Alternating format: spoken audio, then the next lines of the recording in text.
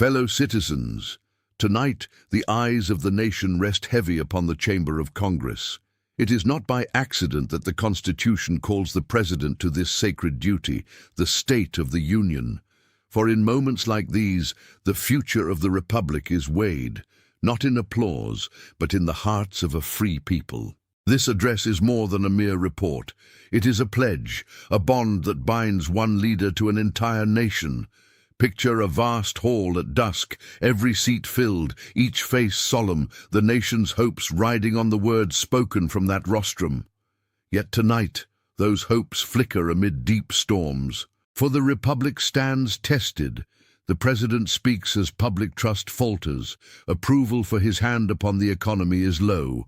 The courts have drawn firm lines, restraining once mighty powers of trade. Abroad, the clouds of war gather. Tensions with Iran run high, and our sons and daughters wait in far fields, their breath tight with worry. These are not the signs of peace or plenty. They are, rather, the markings of a time that tries the soul of any nation. In years past, State of the Union addresses served to unite, to lead all branches and all Americans toward a shared purpose. But in recent years, they risk becoming fields of partisan struggle, where common cause is forgotten beneath banners of rivalry. Imagine, if you will, the chamber as the speech begins. Two great parties divided by color and creed, some members rising in cheer, others sitting in stony silence or planning protest. Cameras flash, pens scratch feverishly. Every word is measured not for truth, but for how it wounds or wins. Think of the families this night. A father pausing by his kitchen window as the news plays, hearing talk of jobs lost and the price of bread rising. A mother worries over the rent, her thoughts turning to the future of her children. In towns, small and great, neighbors stand at fences, uncertain which story to trust or whether unity still lives. Yet it is not only public feeling that suffers. Law itself is tested. The highest court, our guardian against rashness, has reined in tariff powers once wielded by the President, reminding all that no office, no matter how high, stands above the law's limits. Our forefathers placed these boundaries not to weaken, but to protect the nation from that which cannot withstand scrutiny. Recall that when power strays unchecked, when leaders act alone, claiming to know what is best for all, the people bear the cost. Our Constitution demands that every measure taken be open to debate, every hardship spoken plainly, every credit and blame shared with honesty. But tempering power is not enough. There are greater questions at stake. What becomes of a nation where each branch suspects the other, where applause in the people's chamber traces only the lines of party, not the strength of the Republic? When debate roars, but understanding withers, the whole country is put at hazard. These are not distant fears, but present dangers. Picture a judge, his gavel poised, as grave choices about trade or war demand wisdom. Imagine a family sitting around a small table, counting coins, speaking quietly of tomorrow's hope. Picture workers at dawn, assembling on a factory floor, sleeves rolled, waiting for signs of recovery, clinging to the promise that America keeps faith with those who labor. Now there are voices who will urge the President to act quickly, to claim victory alone, or to lay blame for woes upon the last administration, or even upon Congress. But the soul of a republic is not in boast or blame. It is in candor, humility, and a common purpose, practiced across the whole land. Honest leadership walks hand in hand with the simple courage to name troubles plainly, bear them together, and seek wisdom from all corners. The President's true duty, set forth in the Constitution, is not to be a master of the nation, but its servant. He must inform and recommend, yes, but more, he must draw Congress and the people to a common vision. Any sign of unchecked will or of policy made for pride or party alone weakens the foundation laid down by our founders. With markets unsettled, growth slowed, and old ways of leadership constrained by new laws, the nation faces a moment where every move carries greater weight. Abroad, bravado will not replace the careful unity required for peace or the steady hand needed for wise defense. Think now of the soldiers standing alert in a foreign land, uncertain what this night's promises mean for their tomorrow. Picture as well the old men gathered on courthouse steps, talking of rising costs and changing laws, their trust earned over long lives now hanging in the balance. In such times, what steadies a nation is not brilliant words or mighty titles, but simple virtue, the same that binds a farmer to his labor, a teacher to her classroom, a judge to his robe. If our leaders show humility, if they speak truth and listen for honest counsel, then each hardship, no matter how grave, can lead to renewal. It is when pride reigns, when each voice rises only to vanquish its rival, that the heart of the Republic is lost.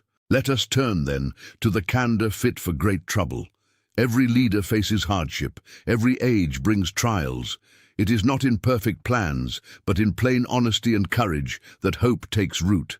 The President must resist the urge to claim all credit or cast all blame elsewhere. For the cost of such acts is trust itself, a treasure far dearer than gold, and much harder to restore. Yet I ask, what of our citizens? How do we respond in an age of raucous division, when each headline buffets us, and each new proclamation feels meant to stir anxiety, not wisdom? Shall we join the chorus of suspicion and scorn, or remember that the health of a republic lives in the habits of its people, habits of patience, of consultation, of neighborly forbearance? It falls to each generation to rebuild trust, not only in high office, but also in one another. For it is in the quiet acts, the handshake across a fence, the shared labor in times of flood or fire, the honest word offered in debate, that the Republic earns its renewal. If we abandon each other in suspicion, the spirit of liberty withers, regardless of who presides from on high. So let us approach this hour not only as witnesses to a report, but as participants in the destiny of a nation. Let the President measure every phrase not in applause, but in the opportunity to summon unity and honest purpose. Let Congress set aside petty grievance and seek instead the good of the whole. And let the people, from the great cities to the smallest hamlets, hold fast to the faith that the Republic is not a matter of party or person, but of principle. Picture a candle burning late in a small-town schoolhouse where neighbors have gathered after chores, listening to the echoes of a leader's words, talking quietly about what the future might hold.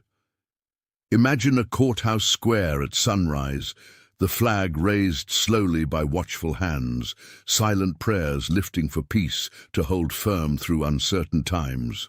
This is a country where, even as leaders carry burdens, ordinary men and women labor each day to keep communities whole. From the forge to the plow, from the judge's bench to the school door, from crowded city street to wide prairie, Americans shape the fate of freedom with their daily choices. Yet how fragile this spirit becomes when trust in each other wanes, when families doubt the fairness of laws or the honesty of those appointed to serve. Fear multiplies where truth is lost. Seeds of discord once sown are not so quickly uprooted. Let us remember, history has seen this before. Great nations do not fall in a single night. Rather, their fabric frays slowly, by pride given greater weight than humility, by each side refusing to yield an inch before hearing the other. The price of such division is not measured in speech or ink, but in the silent pain of a mother struggling to provide, the anxious soldier standing guard without clear reason, the farmer whose full year's work brings little reward. Those who gather tonight, whether cloaked in power or clothed in patience, should not forget that the state of the Union is measured not in grand words or clever plans, but in whether all Americans feel that their rights, their hopes, and their efforts are honored. Imagine a row of simple homes along a muddy road, children playing as dusk falls, fathers returning from distant jobs, mothers tending small gardens. These are the silent pillars of the Republic, and for them, each policy, each promise must carry true weight. Abroad, too, the world watches. Picture, far from our shores, a young soldier in an armored vehicle, a worn letter from home in his pocket, listening to old radio broadcasts as he wonders, will peace last? Each signal from this chamber, each word spoken or withheld, reaches further than you may know. Let this be a time for candor. Not all news is black and white. There is hardship, true, but only the honest measure of our condition will lead to wise remedy. If leaders exaggerate strength, or downplay our troubles, or promise more than can be delivered, they invite greater trial tomorrow. Americans can endure much, but they bristle at conceit. They do not yield easily to commands, but they listen to honest talk, and they respect leaders who say plainly what must be done, even if the task is hard. The president may rally with hope, but hope must be built on truth. Think now of another scene. A teacher writes upon her chalkboard, the faces of her class bright with questions about tomorrow. A veteran unfolds his uniform with care, his hand passing over medals earned in another time of fear. Each trusts, in his quiet way, that the country will not forget the price of peace or the value of steady words. This is not an age for easy comfort. It is a time to bear with one another. If leaders falter, the people must not. If confidence in government is low, let faith in neighbor endure.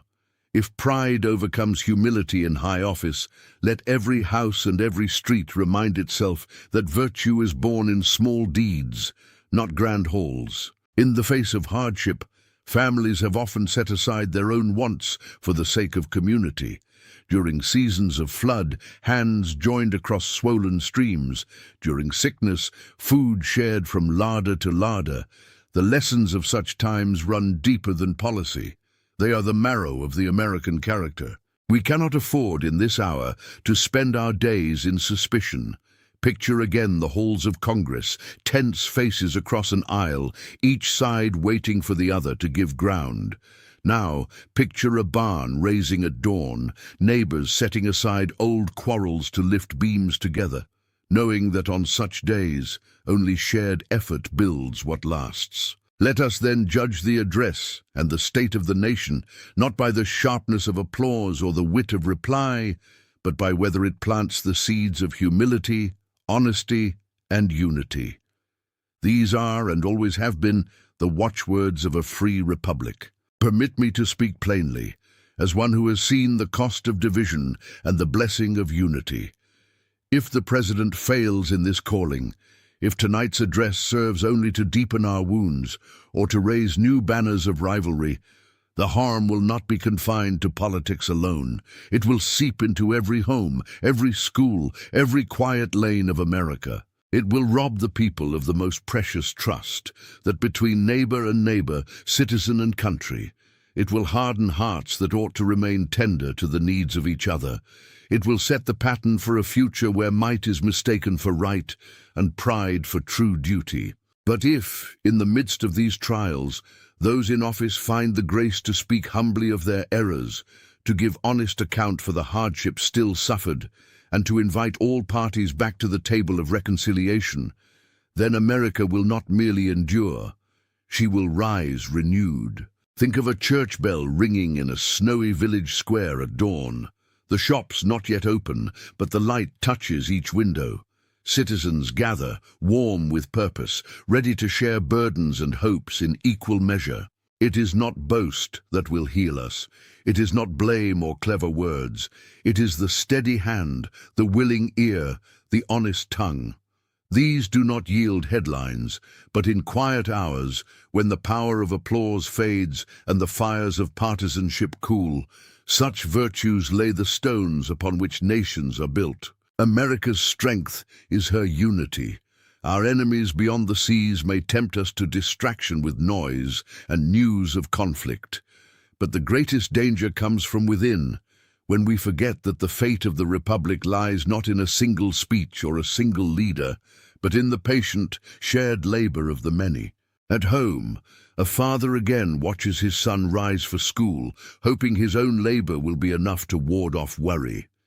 In the marketplace, a shopkeeper sweeps his stoop, waiting for the first customer of the day, hoping that peace and order will bring more. Picture a small-town post office, the flag at half-staff, neighbors pausing in silent respect for one lost to war.